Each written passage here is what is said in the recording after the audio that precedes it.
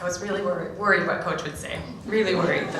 I tell my players that story, so I'm okay with that. But I just want to thank the Hall of Fame committee and just for this honor. It's been a little bit challenging to think about it and to think about what it means. It can be difficult to receive this type of thing when you realize how many people have played a part in you receiving it. And so I want to thank you for that honor.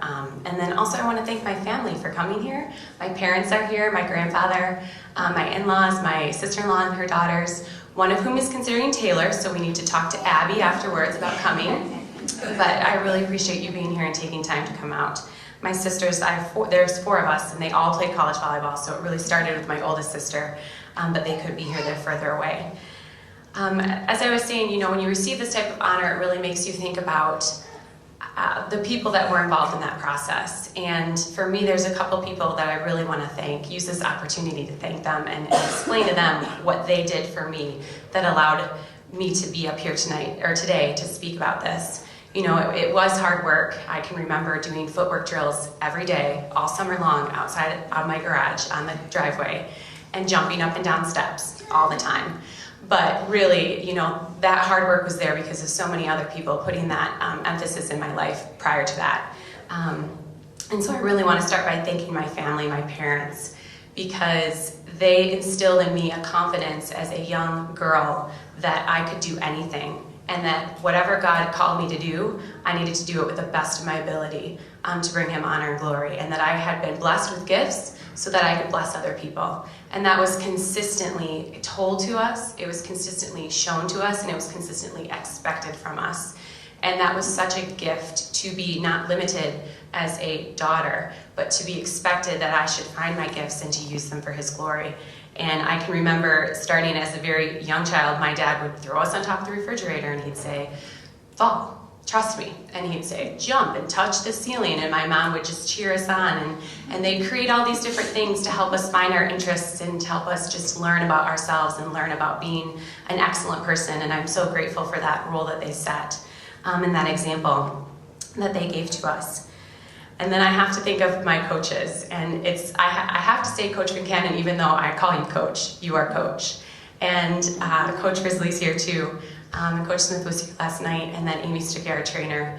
The way that they believed in our team and that they put our team first. And now as a coach, I see how hard it can be to set back and be out of your comfort zone. Do things that are hard for you, that feel hard and that are personally hard, so that your team can get better. And that can be lonely sometimes. And I can't even imagine how hard sometimes it was to push us when we didn't think that we could be pushed or do more. And you willingly did that for the benefit of us and for our team. And so I'm so grateful that you did that for us and allowed us to reach our potential. I'm sure it was difficult at times, but it was so meaningful to be a part of that and to take a chance on a 5'8" middle.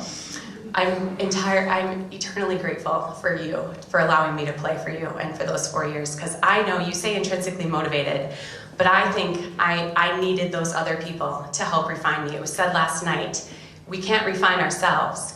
God refines us from our scriptural standpoint, or a spiritual standpoint, but we need other people to refine us, and what a privilege it is to be a part of a team that's willing to do that for you and have coaches that are willing to do that for you and a family. So thank you. And then finally, my teammates, and I have the privilege of having a teammate here.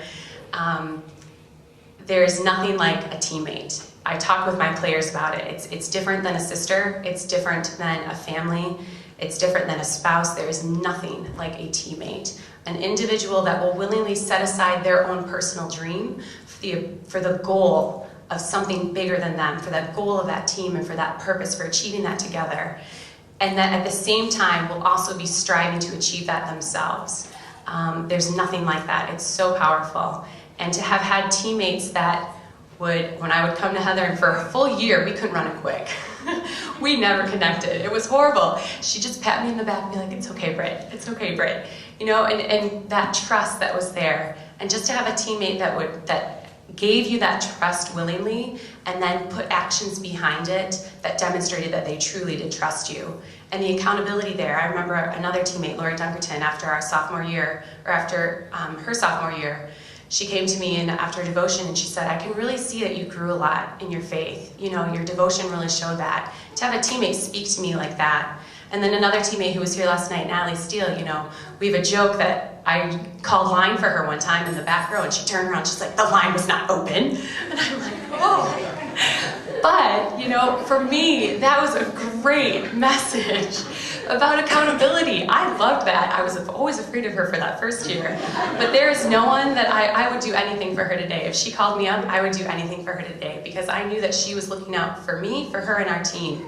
And when you have that purpose of that goal for our team, and our team's motto is for him we play to win, that's something that we could all buy into, and that was something greater than ourselves, that by ourselves we could never achieve it.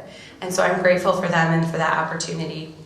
And I was thinking about how to end this, and the song that there's a hymn that I love called My Tribute, and I used to play it in our church on my trumpet when I was growing up. But it's, how can I say thanks for the things that you've given to me, things so undeserved, yet you gave to prove your love to me.